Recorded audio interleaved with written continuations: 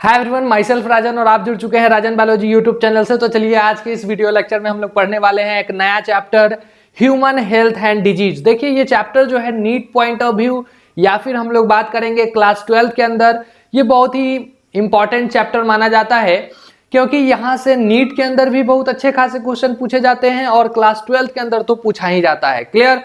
तो चलिए आज हम लोग इसी चैप्टर को स्टार्ट करेंगे, ठीक है ना, जिसमें सबसे पहला लेक्चर है ये। अगर आपको ये वीडियो अच्छा लगता है तो लाइक शेयर और सब्सक्राइब जरूर करिएगा। तो चलिए हम लोग शुरू करते हैं। सबसे पहले हम लोग बात करते हैं ह्यूमन हेल्थ एंड डिजीज के बारे में, इसको समझते हैं कि क्या होता है।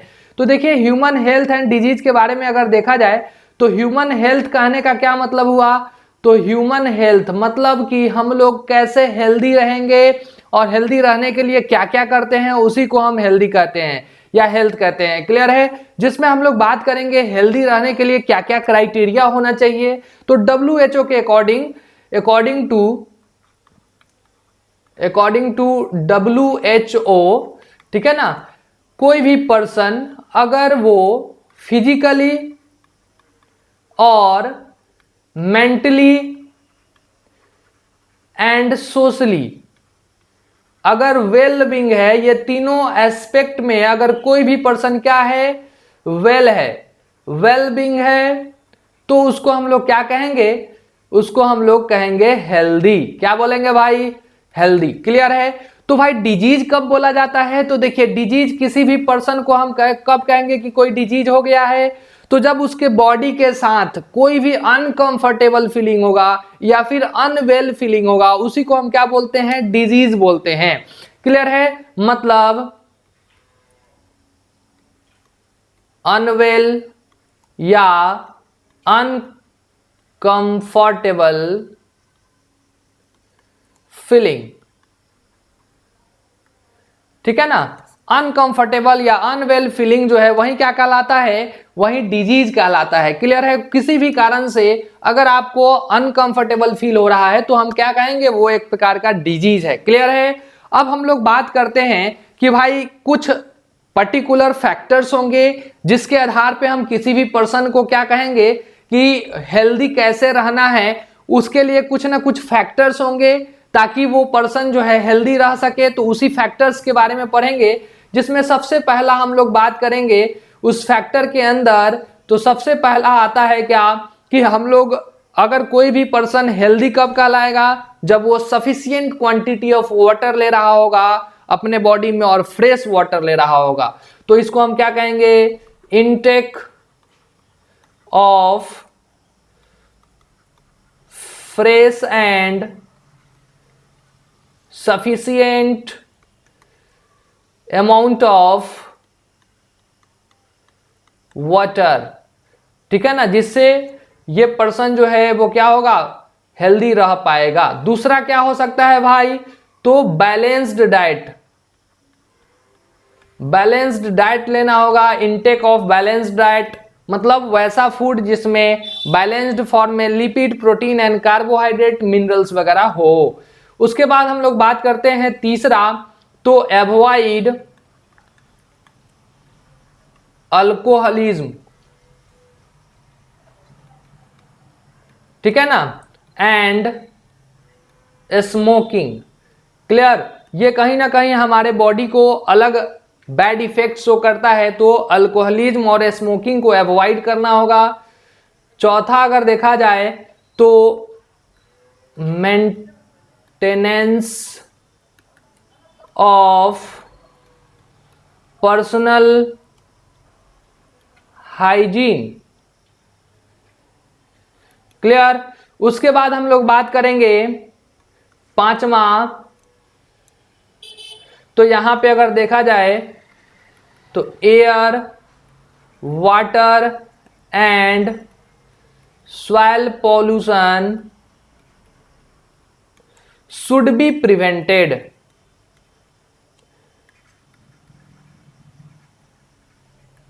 क्लियर? ये हमको प्रिवेंट करना होगा। क्लियर है? मतलब एयर, वाटर, सॉइल पॉल्यूशन अगर हम करते हैं तो वो हमारा सराउंडिंग क्या हो रहा है, वो पॉल्यूट हो रहा है। तो सराउंडिंग पॉल्यूट होगा तो इनडायरेक्ट वे में हम भी क्या हो रहे हैं, बीमार पड़ सकते हैं।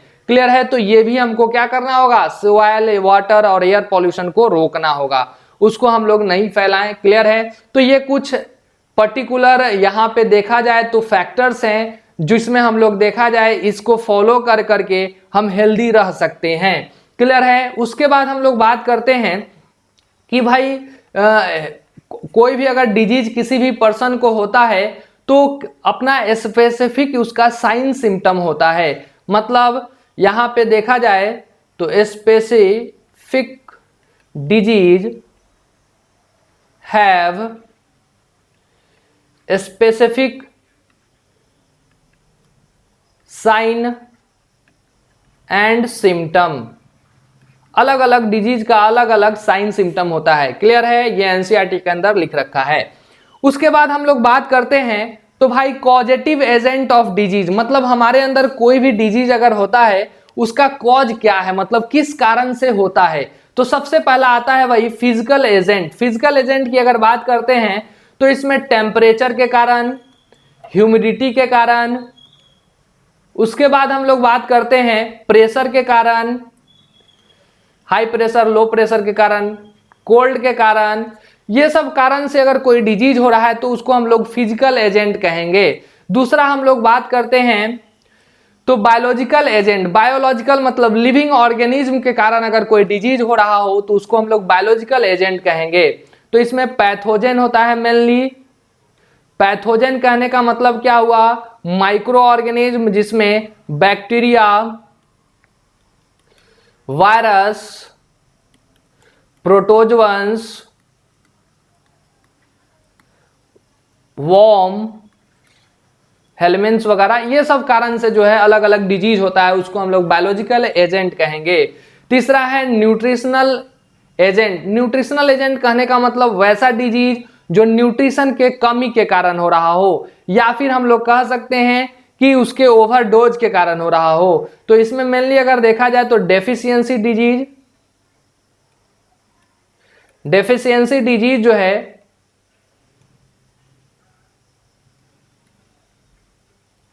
ठीक है ना, डेफिशिएंसी डिजीज जैसे कि हम बात करते हैं नाइट ब्लाइंडनेस। नाइट ब्लाइंडनेस की अगर बात करें तो नाइट ब्लाइंडनेस विटामिन ए के कमी से जो है, इसके कमी से क्या होता है, नाइट ब्लाइंडनेस होता है। दूसरा अगर देखा जाए तो बेरी, ये अगर देखा जाए तो विटामिन B1 के कमी से होता है। अगर देखा जाए तीसरा तो स्कर्वी, जो कि विटामिन अगर देखा जाए तो किसके कारण से होता है, विटामिन सी के कमी से होता है। क्लियर। उसके बाद हम लोग बात करते हैं तो नेक्स्ट, तो इसमें अगर देखते हैं हम लोग रिकेट्स, तो ये किसके कमी से होता है, तो विटामिन डी के कमी से होता है। क्लियर। तो ये अलग अलग एजेंट्स हैं जिसमें अगर देखा जाए डिफिशियंसी डिजीज का ये एग्जांपल हो गया आपको कि ये कौन कौन से पर्टिकुलर डिफिशियंसी डिजीज जो है वो कौन कौन विटामिन के कमी से कौन सा डिजीज होता है। क्लियर। उसके बाद हम लोग बात करते हैं केमिकल एजेंट में। तो केमिकल एजेंट की अगर देखा जाए तो हमारे अंदर, हमारे बॉडी के अंदर कुछ केमिकल एजेंट्स होते हैं, मतलब कि केमिकल के कमी से या फिर केमिकल ज़्यादा बढ़ गया, जैसे हमारे बॉडी में यूरिया का लेवल बढ़ गया, तो यूरिन में यूरिया का लेवल बढ़ जाएगा तो क्या होगा, तो हमारे बॉडी के लिए ये क्या है, नुकसानदायक है। तो इसको हम लोग केमिकल एजेंट में रखेंगे। मैकेनिकल एजेंट कहने का मतलब कि कुछ मैकेनिकल एजेंट जैसे कि फ्रिक्शनल फोर्सेज, फ्रिक्शनल फोर्सेज की वजह से अगर कोई डिजीज हो रहा है तो उसको मैकेनिकल एजेंट में रखा जाएगा। इसमें हम लोग बात करते हैं जैसे कि फ्लोरल फ्रिक्शन हो गया, किसी पर्सन को जो है फ्लोरल फ्रिक्शन के कारण जो है वो क्या हो गया, गिर गया, फ्लोरल फ्रिक्शन। तो क्या होगा, फ्लोरल फ्रिक्शन से क्या होगा, फ्रैक्चर, बोन फ्रैक्चर होगा, ठीक है ना, इंजरी होगा। तो इन सब कारण से जो है ये कौन सा एजेंट कहलाएगा, मैकेनिकल एजेंट कहलाएगा। कुछ अननोन एजेंट होते हैं, मतलब इसका पता नहीं चलता है कि ये किस कारण से हो रहा है, लेकिन ये डिजीज कॉज करता है। जैसे कि पेप्टिक अल्सर,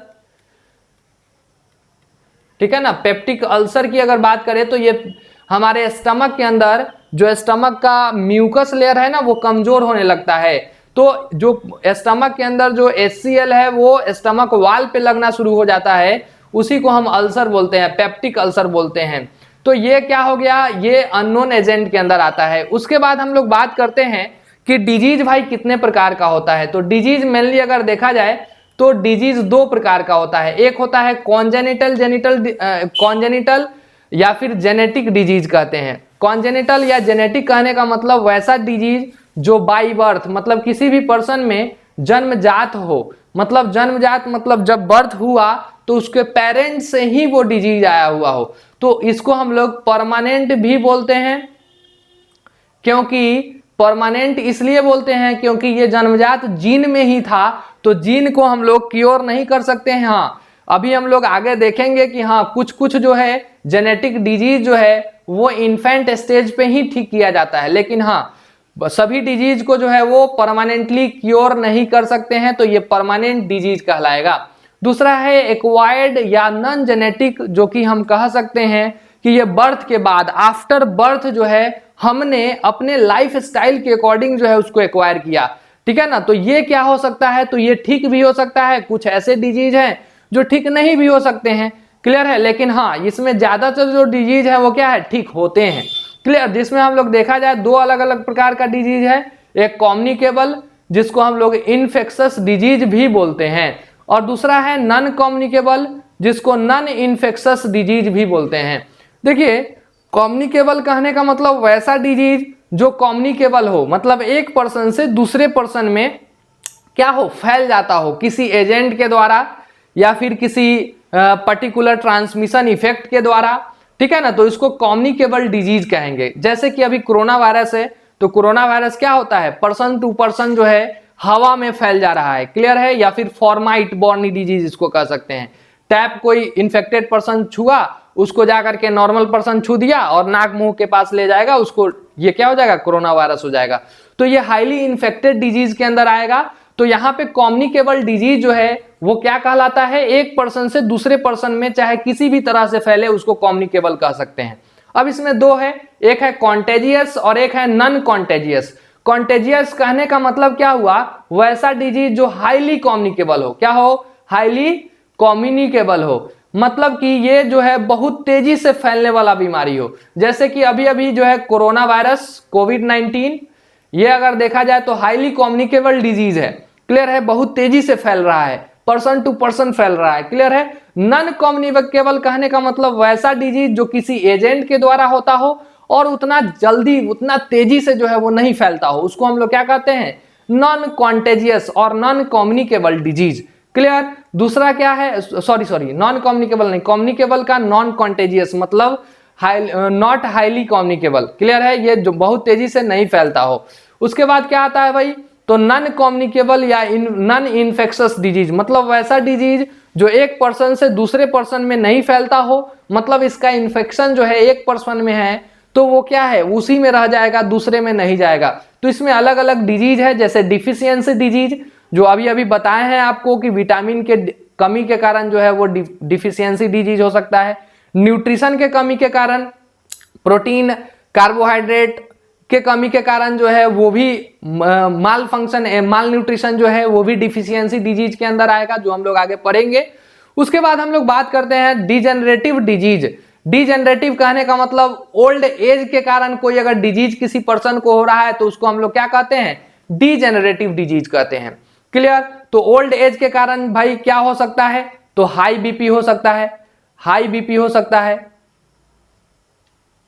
ठीक है ना, हाई बीपी, लो बीपी, क्लियर। ये सब जो है ये क्या डिजेनरेटिव डिजीज है।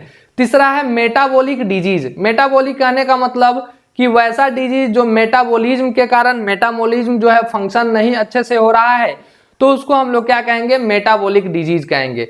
एलर्जी जो है, किसी किसी पर्सन को किसी स्पेसिफिक चीज से एलर्जी हो जाता है तो वो भी एक तरह से डिजीज ही है, लेकिन हाँ ये कम्युनिकेबल नहीं हो, किसी एक पर्सन में है तो उसी को एलर्जी होगा। मान लीजिए किसी को पॉलन ग्रेन से एलर्जी है तो उससे एलर्जी होता है, तो उसको उसी से एलर्जी होगा। तो यहाँ पे हम लोग कहेंगे एलर्जी, जिसमें अलग अलग सिम्टम है, जैसे रेड स्पॉट बॉडी पे आ जाना, टेम्परेचर बढ़ जाना बॉडी का, ठीक है ना, ये सब है। उसके बाद इंजरी, इंजरी कहने का मतलब कि एक्सीडेंट हो गया, कहीं गिर गए जिसके कारण बॉडी में इंजरी हो गया, फ्रैक्चर हो गया, तो वो भी डिजीज में ही आता है। लेकिन ये कम्युनिकेबल, किसी एक का पैर टूटा है तो जरूरी थोड़ी है उसके कांटेक्ट में हो जाएगा उसका पैर टूट जाएगा, नहीं। तो ये क्या हो गया, नॉन इन्फेक्शस हो गया।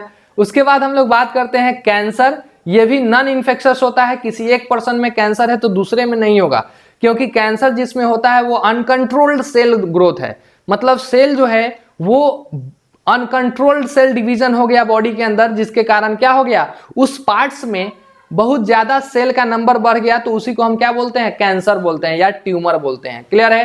तो यहाँ पे ये हो गया क्या, नॉन कम्युनिकेबल डिजीज। क्लियर? उसके बाद हम लोग बात करते हैं common human disease and their infectious agent, मतलब कुछ ऐसे एजेंट के बारे में हम लोग बात करेंगे जो कि पर्टिकुलर ह्यूमन के अंदर अलग अलग स्पेसिफिक डिजीज कॉज करते हैं।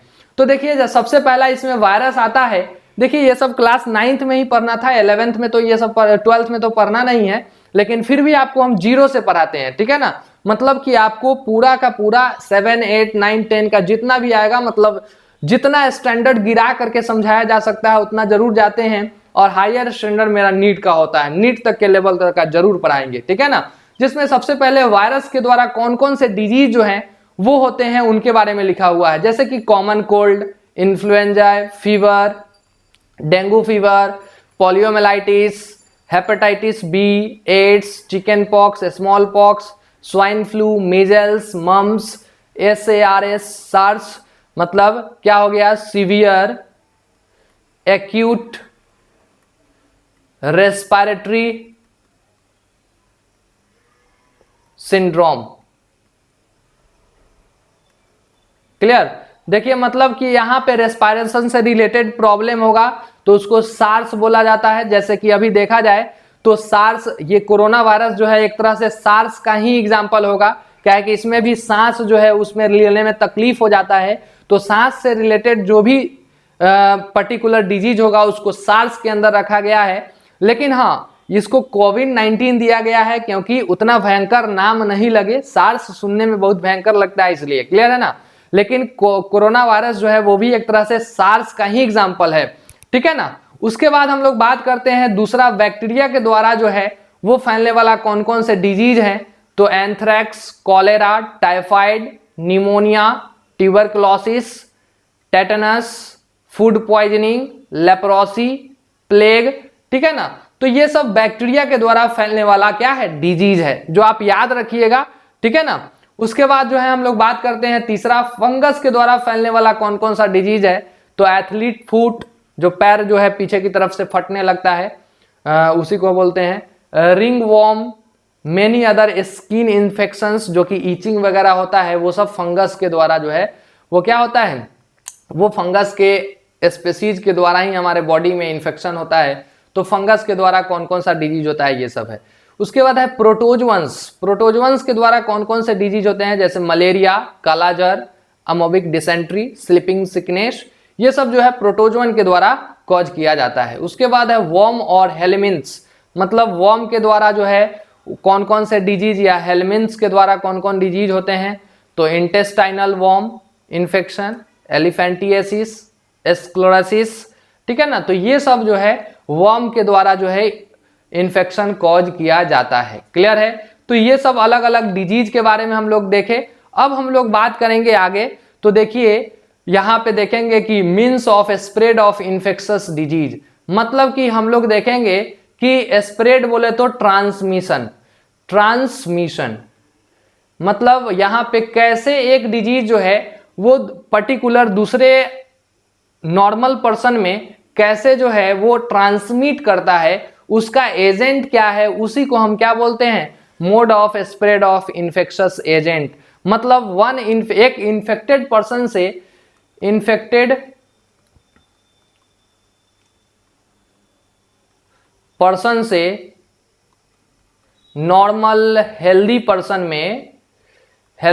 में कैसे जो है कोई भी डिजीज जो है वो ट्रांसमिट होता है अगर कम्युनिकेबल डिजीज है तो, ठीक है ना। तो कम्युनिकेबल डिजीज है तो वो कैसे जाएगा, तो उसी के पर्टिकुलर ट्रांसमिशन के बारे में पढ़ेंगे, उसी को हम ट्रांसमिशन के बारे में हम लोग अभी पढ़ने वाले हैं। तो सबसे पहला है एयरबॉर्न डिजीज। एयरबॉर्न डिजीज कहने का मतलब क्या है कि इन्फेक्शन जो है वो किसके द्वारा हो, तो पर्टिकुलर एयर के द्वारा हो। तो यहां पे हम लोग क्या कह सकते हैं, इन्फेक्शन ड्यू टू एयर, मतलब कोई ऐसा डिजीज हो जो कि एयर के द्वारा जो है ट्रांसमिट होता हो। जैसे कि अगर देखा जाए निमोनिया, निमोनिया जो है वो एयर के द्वारा ही ट्रांसमिट होता है। ट्यूबरकुलोसिस, उसके बाद देखा जाए तो कॉमन कोल्ड, ये सब जो है यहाँ पे देखा जाए तो एयर के द्वारा ही इसका जो पैथोजन है वो एक पर्सन से दूसरे पर्सन में। एयर कहने का मतलब क्या हुआ, एयर मतलब हवा नहीं, एयर ड्रॉपलेट्स हम कह सकते हैं, मतलब एयर ड्रॉपलेट्स जो कि वाटर उसमें होता है भाप के फॉर्म में, उसके द्वारा फैलता हो। दूसरा वाटर बॉर्नी डिजीज, मतलब water borne infection due to contaminated water. तो इसको हम क्या बोल सकते हैं, इन्फेक्शन ड्यू टू कंटामिनेटेड, दूषित जल के कारण, कंटामिनेटेड वाटर, कंटामिनेटेड क्या वाटर, दूषित जल के कारण। तो क्या हो सकता है भाई, तो दूषित जल के कारण जो है कॉलेरा होता है, ठीक है ना, टाइफाइड होता है, ठीक है। तो ये सब जो है दूषित जल के कारण होता है। फॉर्माइट बॉर्नी डिजीज, फॉर्माइट बॉर्नी के कारण कहने का मतलब क्या हुआ, इन्फेक्शन ड्यू टू क्या होगा, इसमें टैप, डोर हैंडल, ये सब जो है कंटामिनेटेड हो सकता है। मान लिया कोई इन्फेक्टेड पर्सन आया और टैप को खोला, नल को खोला पानी निकालने के लिए, अब वो नल जो है वो खोल दिया, अब क्या हुआ कि उसमें कोई हाथ में उसके कोई इन्फेक्शन है तो वो नल में रह गया। अब क्या हुआ कि कोई हेल्दी पर्सन गया उस नल को खोल दिया, तो जो टैप में लगा हुआ था जो बैक्टीरिया वायरस वो क्या हो गया, उस पर्सन के हाथ में आ गया। अब क्या होगा, किसी कारणवश माउथ के पास चला जाएगा, नोज के पास चला जाएगा, तो क्या होगा, उसके अंदर क्या हो गया, इन्फेक्शन हो गया। तो उसी को हम लोग बोलते हैं कि इन्फेक्शन ड्यू टू कंटामिनेटेड क्या, डोर हैंडल, डोर हैंडल, उसके बाद कह सकते हैं क्या, टैप, और भी इटीसी बहुत सारा चीज है। जैसे अभी कोविड-19 ही लिख लीजिए एग्जाम्पल में कि भाई कोविड-19 जो है वो किसी पर्सन के, इन्फेक्टेड पर्सन अगर कुछ छू दिया, वहां से चला गया, फिर उससे अगर कोई नॉर्मल पर्सन जाकर के उसी चीज को छू रहा है तो क्या होगा, उससे भी फैल सकता है। तो ये एयरबॉर्नी डिजीज तो है ही, प्लस फॉर्माइट बॉर्नी डिजीज भी होगा। क्लियर है। उसके बाद है सेक्सुअली ट्रांसमिटेड डिजीज, मतलब वैसा डिजीज जो कि सेक्सुअल इंटरकोर्स से मेनली फैलता हो, मतलब इन्फेक्शन ड्यू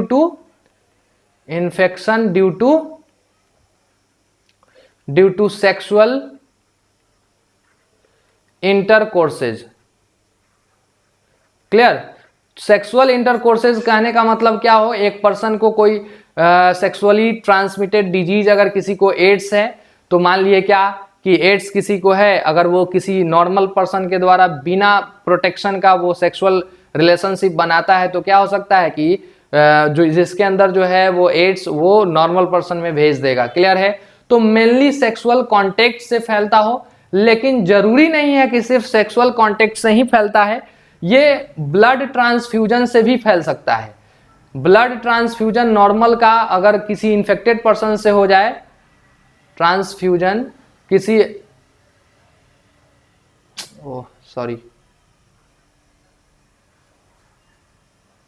अगर ब्लड जो है वो ट्रांसफ्यूजन किसी ब्लड ट्रांसफ्यूजन किसी हेल्दी पर्सन से इन्फेक्टेड पर्सन में अगर हो जा रहा है तो उसको हम लोग क्या कहेंगे कि यहाँ पे अगर देखा जाए तो उसको भी हम लोग सेक्सुअली ट्रांसमिटेड डिजीज के अंदर ही रखेंगे। लेकिन कहने का मतलब क्या है, ये जो है प्लाज्मा का कांटेक्ट होता है उसके द्वारा एक पर्सन से दूसरे पर्सन में भी जा सकता है। ठीक है ना, कहीं कट फट गया उसके द्वारा भी जा सकता है। ये ब्रेस्ट फीडिंग फीमेल में अगर कोई बच्चा को अगर दूध पिला रही है तो ब्रेस्ट फीडिंग के द्वारा भी फैल सकता है। ठीक है ना। तो ये सेक्सुअली ट्रांसमिटेड डिजीज कहा गया है, लेकिन मेनली इसका हम लोग देखते क्या है कि ये सेक्सुअल इंटरकोर्सेस से ही फैलता है मेनली, ठीक है ना। लेकिन हाँ, इन सभी से भी फैल सकता है, ठीक है ना। उसके बाद हम लोग बात करते हैं क्या कि इसमें एग्जाम्पल क्या होगा भाई, तो एड्स, ठीक है ना, सिफिलिस, ठीक है ना, ये सब जो है वो एक पर्सन से दूसरे पर्सन में सेक्सुअल कांटेक्ट के द्वारा फैलता है, सेक्सुअली ट्रांसमिटेड डिजीज है। तो आज के लिए इतना ही रखते हैं, फिर अगले क्लास में हम लोग आगे पढ़ेंगे। तो चलिए आज के लिए इतना ही, थैंक यू। अगर आपको ये वीडियो सही लगता है, समझ में आता है, तो जरूर लाइक शेयर सब्सक्राइब जरूर करिएगा। चलिए, थैंक यू।